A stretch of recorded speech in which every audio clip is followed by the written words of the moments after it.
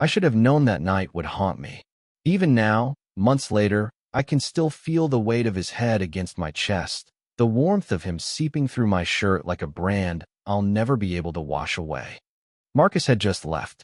The apartment felt too quiet without his laughter filling it, without his voice bouncing off the walls the way it always did when he got excited about something trivial. We'd been talking about nothing important. Work gossip, a documentary he'd watched with his kids, the way his wife had started a new diet that meant he couldn't keep beer in the house anymore. Normal things. Safe things. The kind of conversations that let us pretend we were still just the boys we'd been at 17, before life split us onto different paths. I sat on the edge of my bed, staring at the ceiling in the dim light from the street lamp outside. My shirt still held the impression of him, or maybe that was just my imagination. I pressed my palm against the spot where his head had been, right over my heart, and tried to understand what had just happened. It had been such a small thing. We were on the couch, both of us tired from the week, and he'd been complaining about his back hurting from coaching his daughter's soccer practice. I told him he was getting old. He laughed and said I wasn't far behind. Then he'd shifted closer, the way he always did without thinking, and before I could prepare myself, he was leaning into me. "Don't get any ideas," he'd said, his voice light and teasing, the kind of joke that wasn't really a joke. And then, as if those words gave him permission, he laid his head against my chest and stayed there. 5 minutes, maybe 6, long enough for his breathing to slow, long enough for me to feel his weight settle into me like he belonged there, long enough for my hand to hover inches from his hair, wanting to touch, but knowing I couldn't. I held myself perfectly still, terrified that if I moved, if I breathed too deeply, he'd remember himself and pull away. When he finally did sit up, he stretched like a cat and said he should head home before Karen started wondering where he was. He grabbed his jacket, made a joke about seeing me next week, and left like nothing had happened. Like he hadn't just shattered something inside me that I'd spent 20 years keeping carefully intact. The thing about Marcus is that he's always been casually intimate. Even back in high school, he was the one who'd throw an arm around your shoulders, who'd grab your face between his hands when he was making a point, who'd fall asleep on your bedroom floor after staying up too late talking. It never meant to him what it meant to me. I learned that early and accepted it as the price of keeping him in my life. But tonight felt different. The warning followed by the surrender. The contradiction of it. Don't get any ideas. As if he knew exactly what ideas I might get.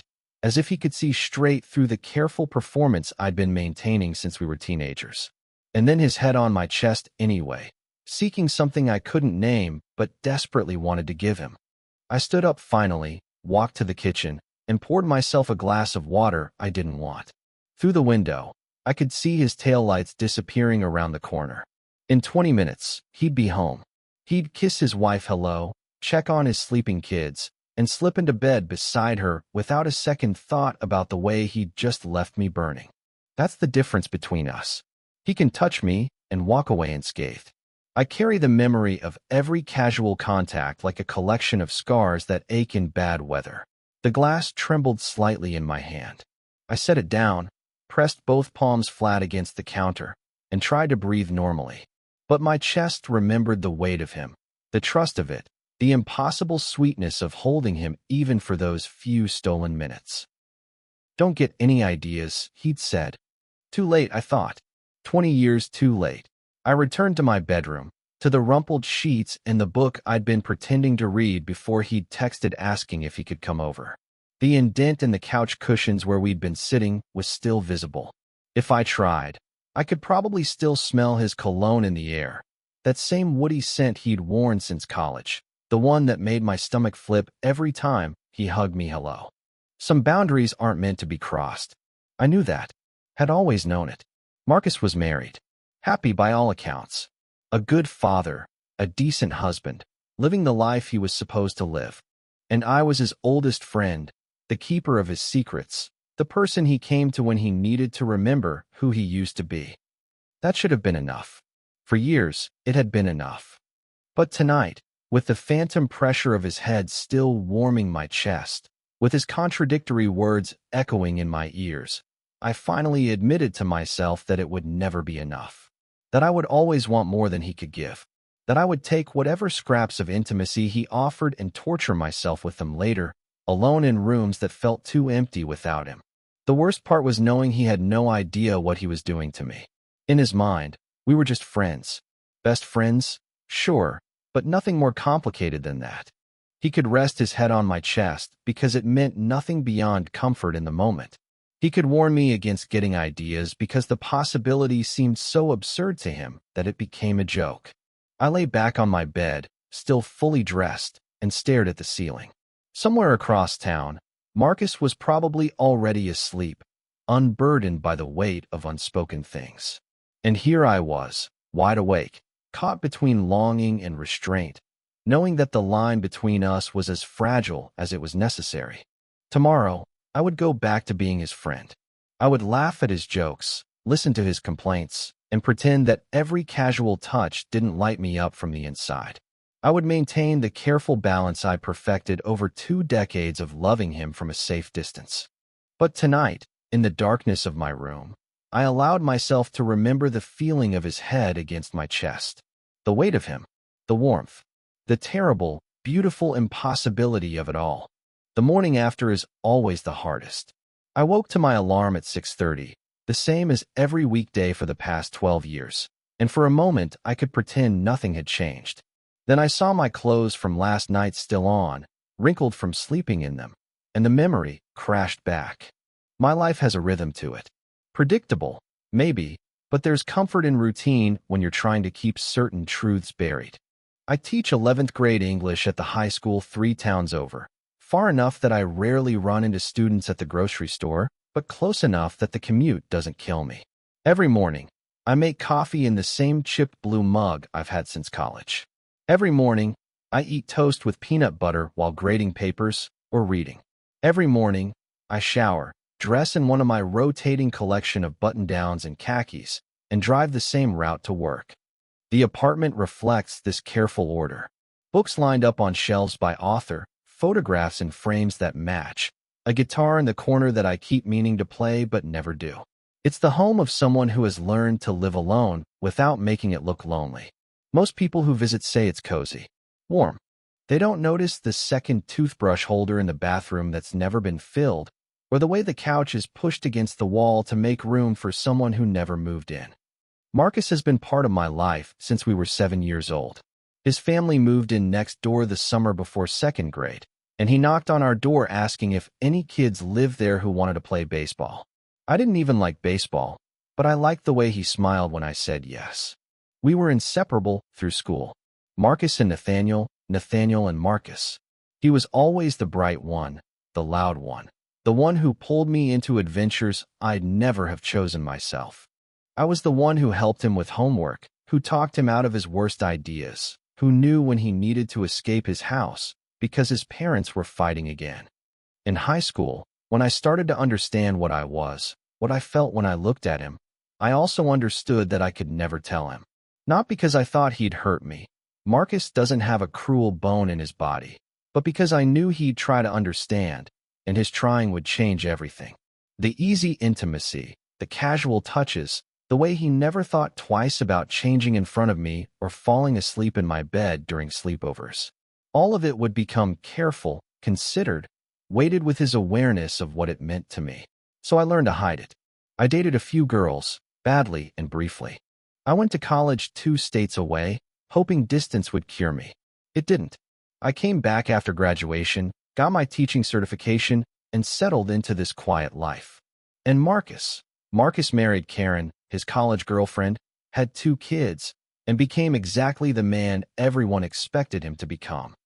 He sells insurance now, which he hates, but does well, because people trust him instinctively. His daughter Lily is 8 and has his smile. His son Jake is 6 and has his restless energy. Karen is lovely in that efficient way of women who manage households and careers without ever seeming overwhelmed. They have a house with a 2-car garage and a pool in the backyard. The American dream, achieved. But Marcus still needs me. That's the thing I hold on to, probably more tightly than I should. He shows up at my apartment once or twice a week, usually in the evening after the kids are in bed. Karen thinks it's good for him to maintain old friendships. She even sends him over with leftover desserts sometimes, as if I'm a bachelor who needs looking after. These visits follow their own pattern. He sprawls on my couch and complains about his boss or his clients.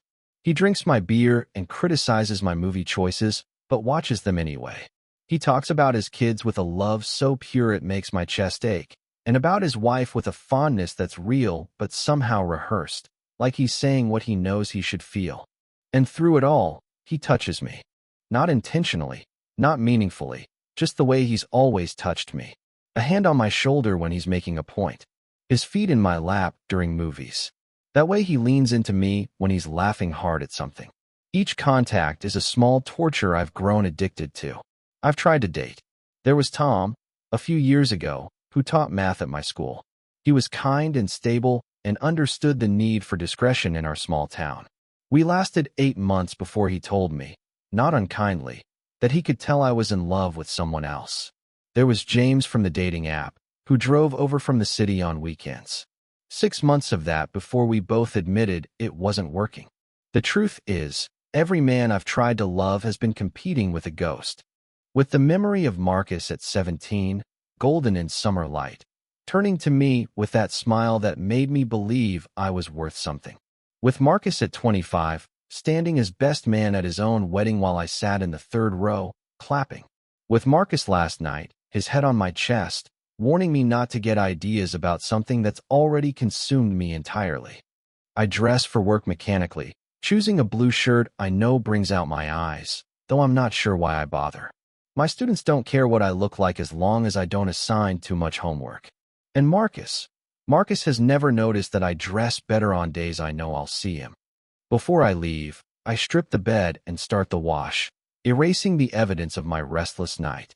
I straighten the couch cushions, wash the wine glasses we used, take out the trash that holds the empty bottles. By the time I'm done, the apartment looks exactly as it always does. Controlled. Composed. Nothing to suggest that a man fell apart here just hours ago. The drive to school is 25 minutes of NPR and trying not to think. But my mind keeps circling back to that moment. Don't get any ideas. The weight of his head. The way his breathing slowed like he was falling asleep, trusting me to hold him up. This is my life. I teach teenagers about metaphor and meaning in books written by people brave enough to put their desires on paper.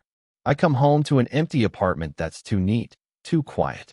I wait for Marcus to text, to call, to show up at my door needing something I can actually give him.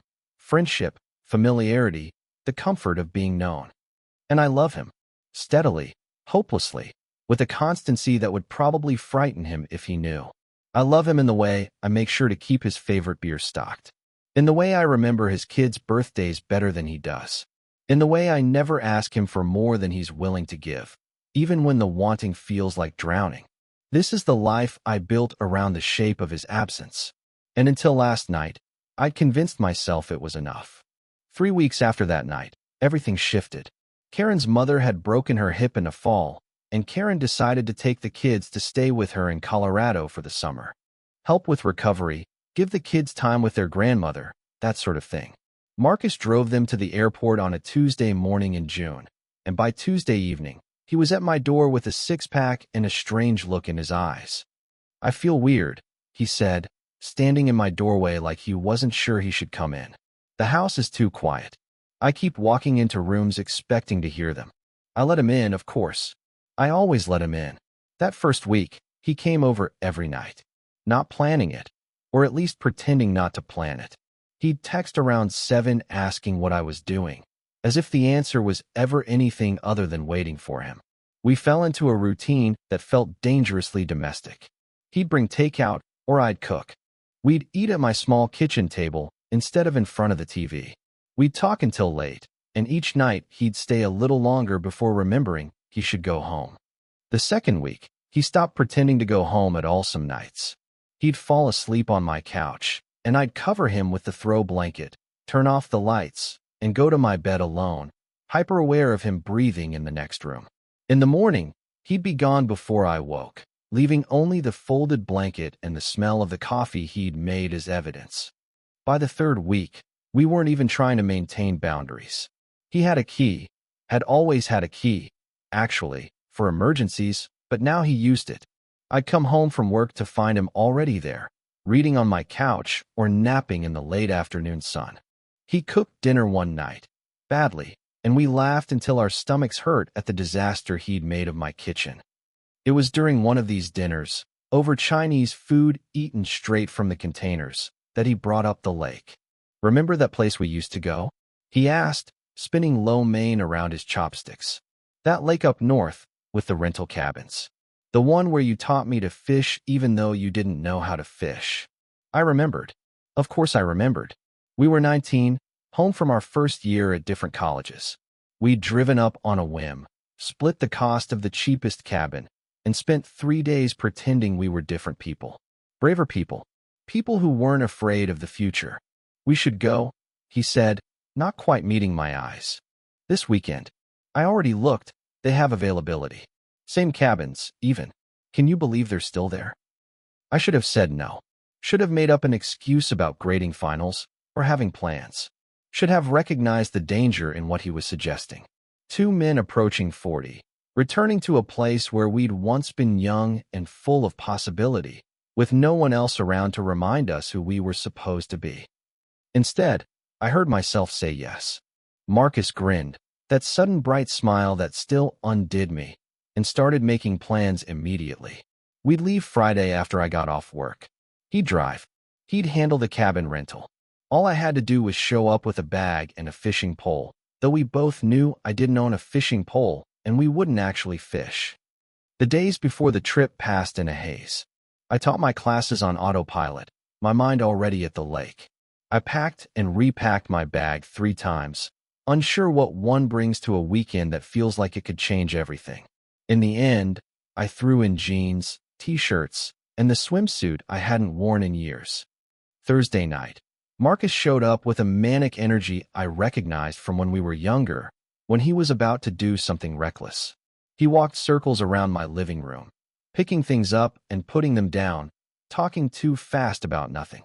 Karen called earlier, he said finally, collapsing on the couch. She thinks it's good I'm getting out of the house. Said I sounded depressed. Can you believe that? Depressed. I sat beside him, careful to leave space between us. You missed them, I said. It's normal. He turned to look at me, and for a moment something flickered across his face that I couldn't read. Do I? He asked. Or do I miss the idea of missing them? Before I could ask what he meant, he was up again, heading for the door, saying he needed to pack. He'd see me tomorrow. Don't forget your toothbrush like last time.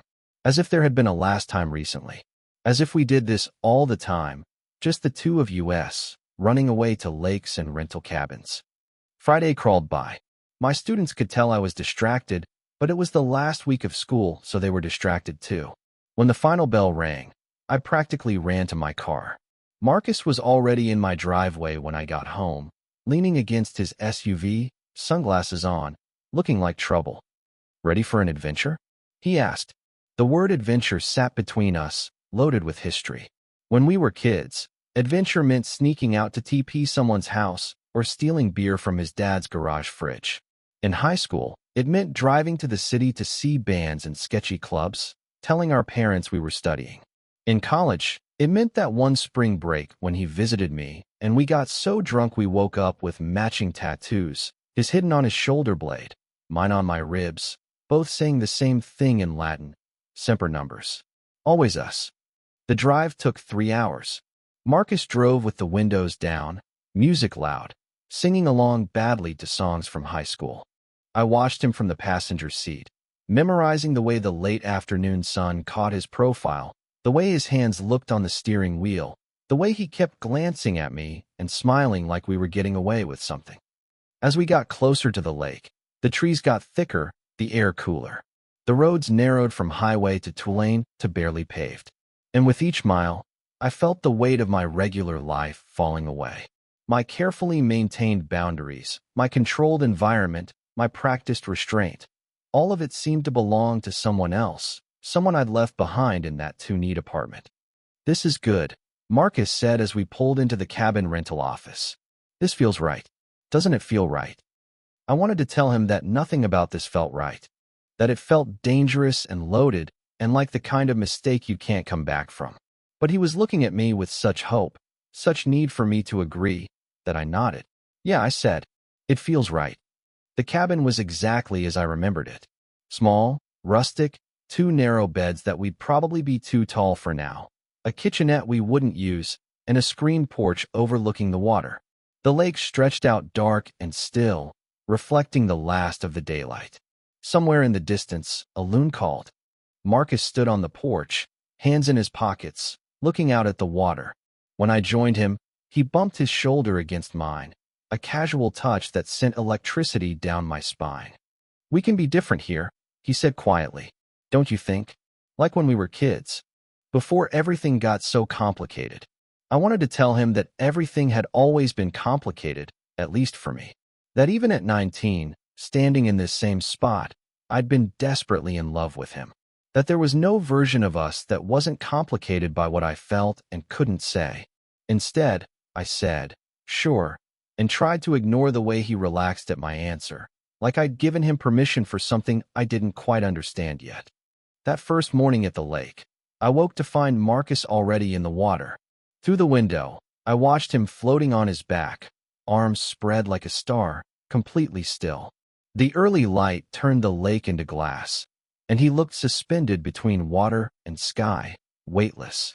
I stood there longer than I should have, memorizing the image, knowing already that this weekend would leave me with wounds that wouldn't heal.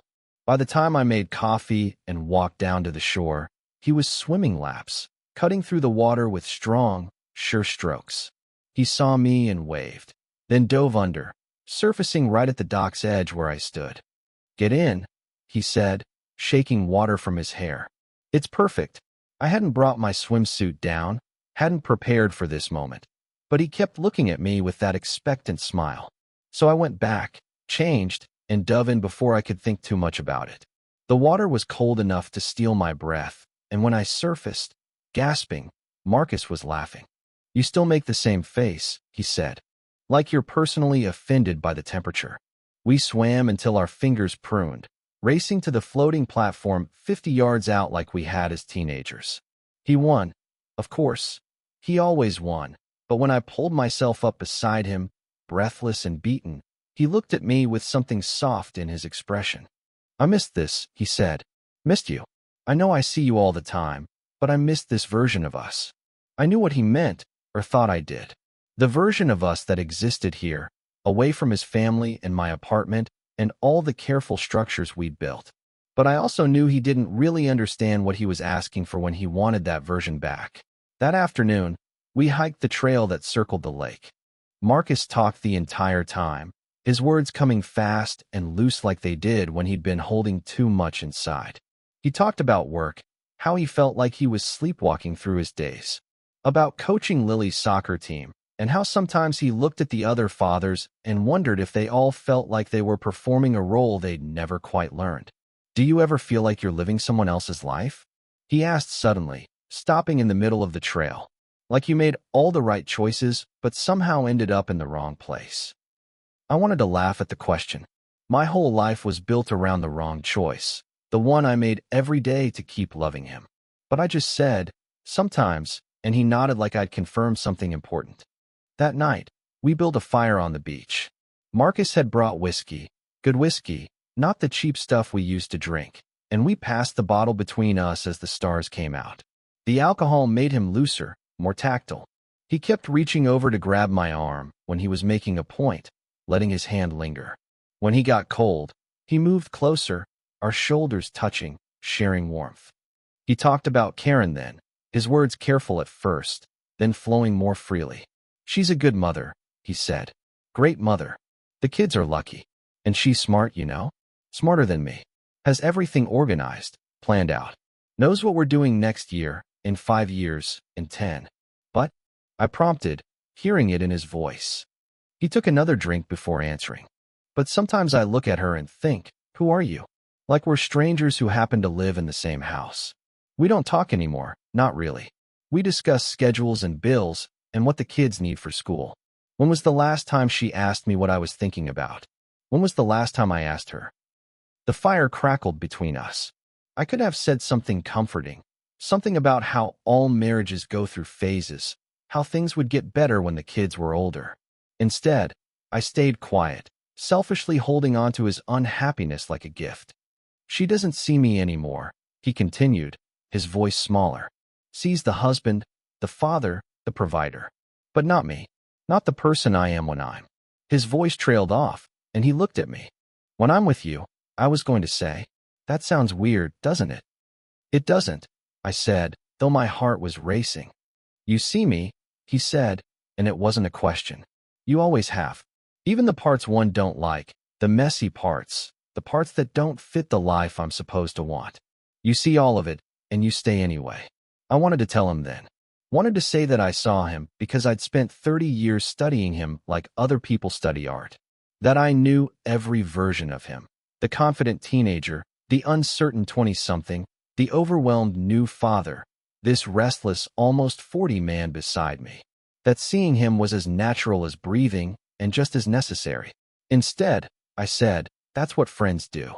He laughed, but it sounded hollow. Friends, he repeated. Is that what we are? Before I could answer, he was standing, swaying slightly from the whiskey. I'm drunk, he announced. We should go in before I say something stupid. We doused the fire and made our way back to the cabin, Marcus stumbling enough that I had to steady him with an arm around his waist. Inside, he collapsed on the small couch, looking up at me with unfocused eyes. Stay here, he said, patting the space beside him. Don't go to bed yet. I sat down, and immediately he shifted, turning sideways, his back against the arm of the couch, his legs stretched across my lap. It was so casual, so unconsciously intimate, that I forgot to breathe for a moment. We talked quieter then, the darkness outside making everything feel like a confession. He told me about a dream he'd been having, where he was in a house with endless rooms and couldn't find his way out. I told him about the student who'd written an essay about coming out to their parents, how brave they were at 17 to know themselves so clearly. We talked around things, through things, everything except the thing that sat between us growing heavier with each passing hour. At some point, he shifted again, moving closer, and suddenly he was pressed against my side, his head on my shoulder. I could smell the whiskey on his breath, the lake water still in his hair, the fundamental scent of him that had been carved into my memory since childhood. This is nice, he mumbled, already half asleep. Yeah, I agreed, though nice didn't begin to cover what it was. He lifted his head then, looked at me with eyes that seemed suddenly, startlingly sober. We're playing with fire, aren't we? He asked. My heart stopped. What do you mean? This, he gestured vaguely between us. This whole weekend. Being here. It feels like we're. He struggled for words. Like we're on the edge of something. I should have pulled back then. Should have made a joke, changed the subject, created distance. Instead, I said, maybe we are. He stared at me for a long moment, something shifting in his expression that I couldn't quite read. Then he smiled, that crooked smile that meant he was about to do something reckless. Don't get any ideas, he said, his voice trying for lightness but catching on something deeper. Then, as if the warning gave him permission, he laid his head against my chest, his ear right over my heart. I held myself perfectly still, terrified to move, terrified to breathe too deeply. His weight settled into me, trusting and heavy. One of his hands came to rest on my stomach, just resting there, but the touch burned through my shirt. Your heart is racing, he said quietly. I couldn't deny it, couldn't explain it away. So I said nothing, just sat there holding him without actually holding him, feeling the boundary between us dissolving like sugar and water. He fell asleep like that, his breathing evening out, his body going slack against mine. And I stayed awake, counting his breaths, memorizing the weight of him, knowing that everything had just changed. The transformation had begun, and there was no going back to who we were before this moment. In the morning, he'd wake up and pull away, make coffee like nothing had happened, suggest we go swimming again. But for now, in the darkness of the cabin with his head over my heart, I let myself imagine this was real, that he was mine to hold, that tomorrow wouldn't come with its inevitable return to pretense. When I finally dozed off near dawn, still upright, still cradling him against my chest, I dreamed we were floating in the lake together, suspended between water and sky, weightless and infinite. When I woke, he was gone, the shower running, and I was left with only the impression of him on my skin and the terrible certainty that I would never recover from this weekend. The drive back from the lake was quiet. Marcus kept the radio low, occasionally drumming his fingers on the steering wheel, but we didn't talk about what had happened. Not the way he'd slept against my chest. Not the way he'd grabbed my hand the next morning when we were swimming and held it underwater for just a moment before letting go. Not the way he'd looked at me when we were packing to leave, like he wanted to say something important but couldn't find the words. Back in town, back in my apartment, I thought things might return to normal. That Marcus would create distance, return to his empty house, remember the boundaries we'd always maintained. Instead, he became a constant presence. He was there when I woke up, having let himself in to make breakfast. He was there when I came home from work, reading on my couch, or organizing my bookshelf, or fixing something that didn't need fixing. He was there at night, always at night, falling asleep against me while we watched movies, his body seeking mine like a plant turning towards sun. It was Tuesday, 3 days after we returned from the lake, when I finally let myself think the word I'd been avoiding for 20 years. Love, not friendship, not affection, not the complicated feelings of knowing someone since childhood. Love, simple and devastating and true. The revelation didn't come as lightning or earthquake. It came as exhale, as finally letting go of a breath I'd been holding so long I'd forgotten I was suffocating. I was sitting at my desk, grading final essays, when Marcus walked in without knocking. He had groceries. He'd started buying groceries for my apartment and was complaining about the price of strawberries. The late afternoon light caught him as he moved around my kitchen, putting things away like he lived there, and I watched him and thought, I'm in love with this man. Not falling, not developing feelings, not attracted to. In love, present tense, current state, had been for so long that I couldn't remember not being. The strangest part was how calm I felt about it. Like finally admitting you're an alcoholic or afraid of the dark or whatever truth you've been dancing around. There it was, named and acknowledged. I loved Marcus Wheeler. I loved him at 7 when he knocked on my door. I loved him at 17 when he dated Chelsea Matthews and described kissing her while I pretended to care about the details. I loved him at 25 when he married Karen in a church that wouldn't have let me marry anyone. I loved him at 30 when he held his newborn daughter and cried. I loved him now, at 38, as he stood in my kitchen complaining about produce prices. That night, he fell asleep on my couch with his head in my lap. We'd been watching some action movie neither of us cared about, and he'd gradually shifted from sitting beside me to lying down, making himself comfortable against me without asking, without hesitation. His trust in my body, in my presence, was so complete it made my chest ache. I studied his face in the blue glow of the television. The new lines around his eyes from laughing, from squinting in the sun at his kids' soccer games. The stubble he'd stopped shaving regularly since Karen left. The way his mouth went soft in sleep, losing the performative smile he wore for the world. This was Marcus unguarded, and I was the only one who got to see him like this. I let my hand rest on his shoulder, feeling the warmth through his t-shirt, the steady rise and fall of his breathing. He shifted slightly, pressing closer, and made a small sound of contentment that nearly broke me. This is what love is, I thought. Not the dramatic declarations or stolen kisses I'd imagined as a teenager. It was this quiet devastation, this exquisite pain of having him so close and knowing it would never be close enough. It was memorizing his sleeping face because these moments were all I'd ever have. It was loving him without conditions or expectations or hope for return. The next morning, I woke to find him making eggs in my kitchen, using the pan Karen had given me last Christmas. He'd slept on the couch, had been sleeping on my couch most nights, and his hair stood up at odd angles. When he saw me, he smiled, automatic and genuine. I made coffee, he said, gesturing with the spatula. And before you complain, I used the right beans this time. I took the mug he offered, our fingers brushing in the transfer, and thought, this is what it would be like. If we were different people, if the world was different, This is what every morning could be. Thank you, I said, meaning for more than the coffee. He looked at me strangely. You okay? You seem weird this morning. I'm good, I lied. Just tired. He accepted this, turning back to the stove, and started talking about his plans for the day. He needed to mow his lawn, pay some bills, call his kids. Normal life things that felt surreal in my kitchen. With him cooking breakfast like this was his home. I watched him and cataloged all the ways my body responded to his presence. The way my shoulders relaxed when he walked into a room. The way my breathing synced with his when we sat close together. The way my whole system oriented toward him like he was magnetic north. This wasn't new.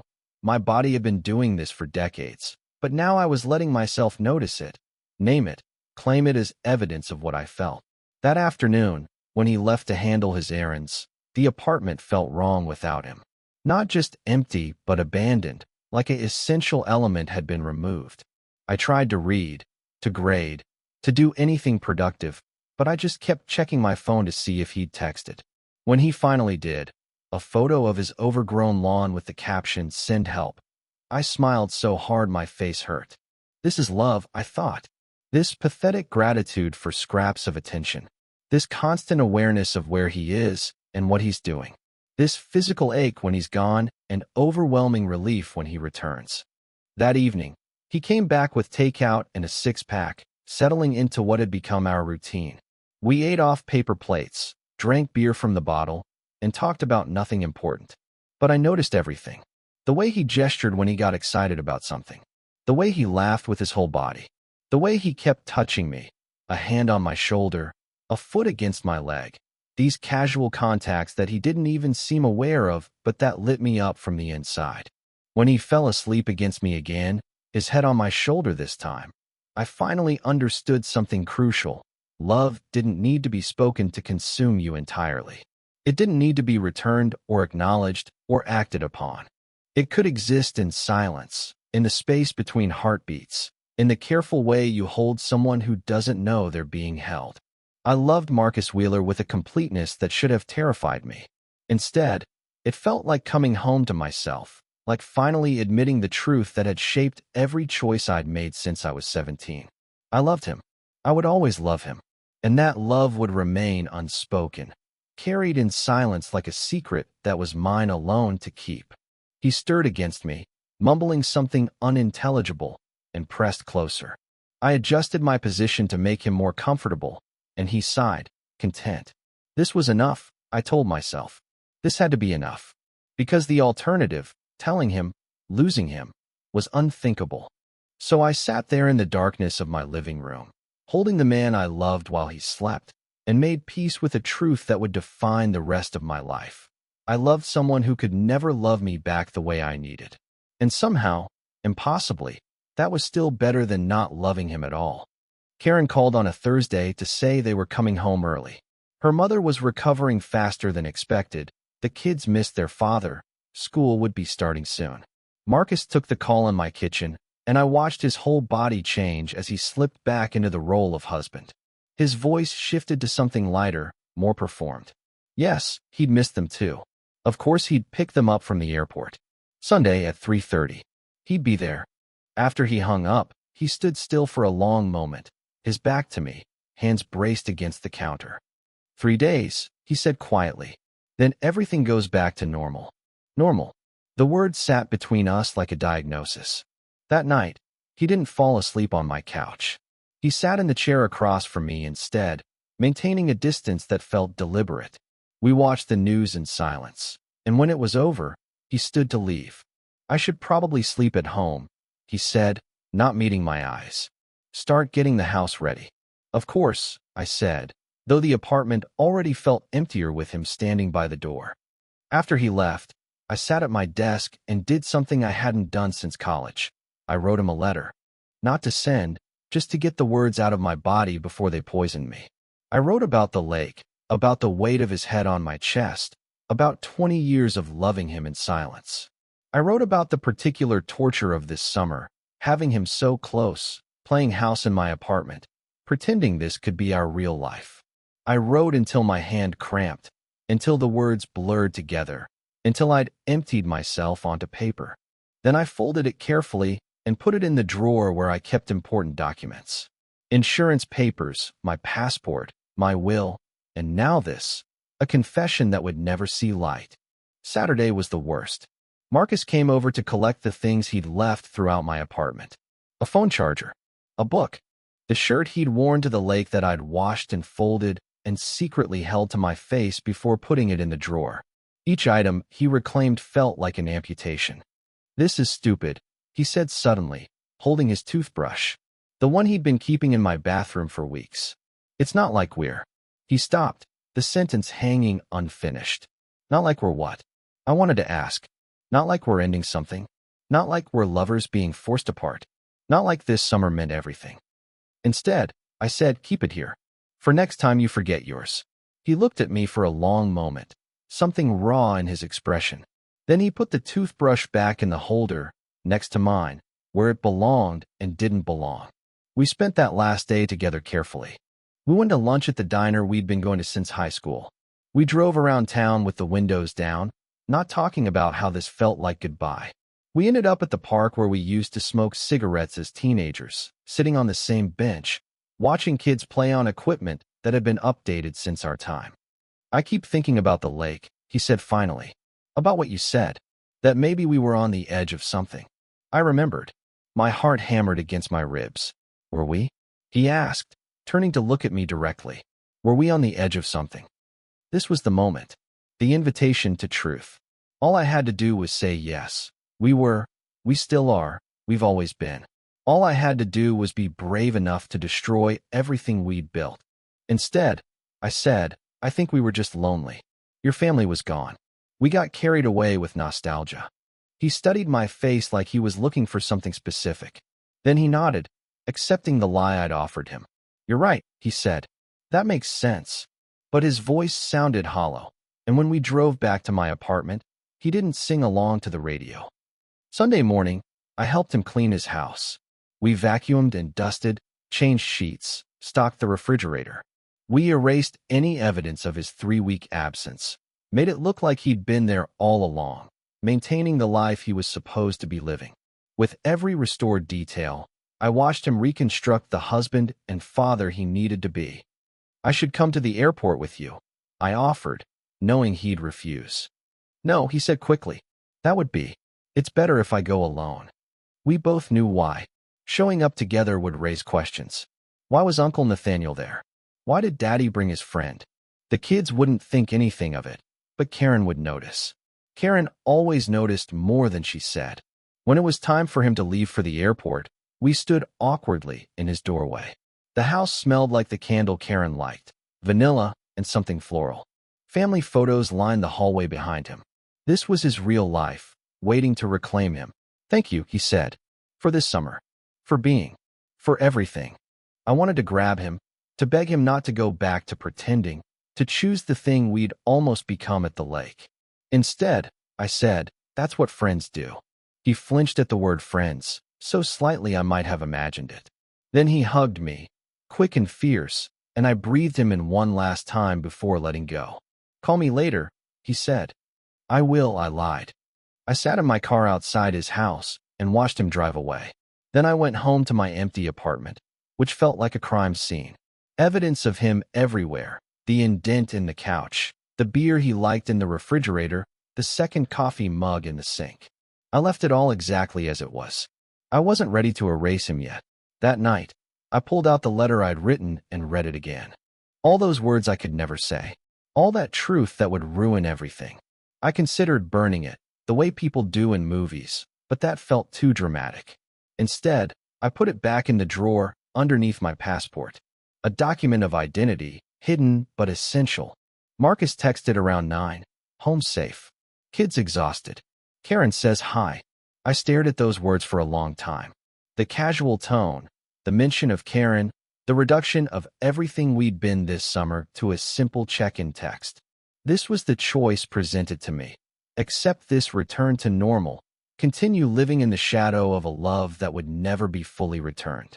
Or step back, protect myself, lose him entirely. But there was a third option, I realized. I could choose silence not as cowardice, but as love. I could carry this feeling without burdening him with it.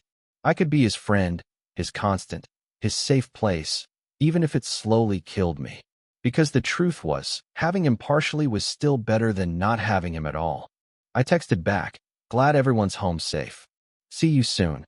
Then I turned off my phone, ran a bath, and sat in water that was too hot, trying to wash away the sense memory of his weight against me. It didn't work. Nothing would. I was marked by this summer, by his head on my chest, by 3 weeks of playing house with the love of my life. Tomorrow, he would return to being Marcus Wheeler, husband and father. I would return to being Nathaniel, the bachelor friend who was always available, always understanding, always careful not to want too much. We would pretend the lake never happened, that the boundaries we crossed could be uncrossed, that nothing fundamental had changed. But alone in my apartment, in the bathtub where his razor still sat on the edge, I admitted the truth. Everything had changed. I had allowed myself to feel the full weight of my love for him, and now I had to live with that knowledge. Had to see him with Karen and smile. Had to watch his kids grow up calling me Uncle Nathaniel. Had to be grateful for whatever pieces of himself he could spare. The water grew cold, but I didn't move. I sat there thinking about choices and their consequences, about love that doesn't fit into acceptable shapes, about the price of keeping someone in your life when what you want from them would destroy everything they've built. When I finally got out, wrinkled and shivering, I looked at myself in the mirror. 38 years old, in love with someone I couldn't have, choosing to stay anyway. It wasn't the life I'd imagined, but it was the life I'd built, one careful choice at a time. I would keep my silence, not because I was afraid, but because I loved him enough to let him live the life he'd chosen, even if it didn't include me the way I needed it to. That was my choice, my moment of truth. Love him without conditions, without expectations, without hope for more. Love him anyway. It's been 3 months since that summer ended. 3 months of careful reconstruction, of learning how to be his friend again, without revealing the way my whole body still leans toward him when he enters a room. Marcus comes over less now, once a week, maybe twice if Karen has book club. We've found our rhythm again, or at least a version of it that lets us both pretend nothing happened. Tonight, I'm alone. Marcus is at Lily's school play, sending me videos of her dressed as a tree, swaying offbeat to the music. I smiled at my phone, saved the video, and put it away. These glimpses into his real life used to torture me. Now they feel like gifts, proof that he's happy, that his world is intact, that my silence protected something precious. The guitar in the corner catches my eye. It's been sitting there untouched for so long that dust has settled on its strings. I pick it up, wipe it clean with my sleeve, and attempt a chord. The sound is terrible, it needs tuning, and my fingers have forgotten their positions. But I persist, adjusting the pegs until it sounds almost right, then strumming softly in the darkness. I don't play anything in particular, just let my fingers find patterns while my mind wanders. The apartment is quiet except for the soft vibration of strings. This is my life now. These solitary evenings, this careful peace, this love I carry like a stone in my chest. Heavy but familiar, painful but mine. On the kitchen counter, 2 objects sit side by side. The first is the letter I wrote that night after Karen called, still folded, still unsent. I've thought about throwing it away a dozen times, but I can't. It's evidence that this happened, that I felt this deeply, that for 3 weeks I got to love him without hiding it, even if he didn't know that's what it was. The second is a photograph from the lake. Marcus took it with his phone the morning we left, the 2 of us standing on the dock, his arm around my shoulders, both of us squinting into the sun. He sent it to me later with no comment, just the image arriving like a gift or a wound. I printed it at the drugstore, felt foolish doing it, then folded it carefully and tucked it inside the book I'd been reading that weekend. Now it lives on my counter, hidden but present, like everything else about that summer. I don't display these things. That would be too much, too revealing, even to myself. But I don't hide them away completely either. They exist in this middle space, acknowledged but not advertised, like my love for him exists, real and constant but unspoken. My phone buzzes. Marcus again. A photo of him and Lily after the play, her still in her tree costume, both of them grinning. The caption reads, "She says Uncle Nathaniel would have liked her leaves." I text back, "Tell her she makes a perfect tree." He responds immediately, "Come over for dinner Sunday? Karen's making that pasta you like." Sunday dinners at their house have become a tradition again. I sit at their table, help Jake with his homework, listen to Lily's elaborate stories, watch Marcus and Karen move around each other with practiced efficiency. It should hurt more than it does. Instead, I've found a strange peace in it. This is his life. These are the people he loves.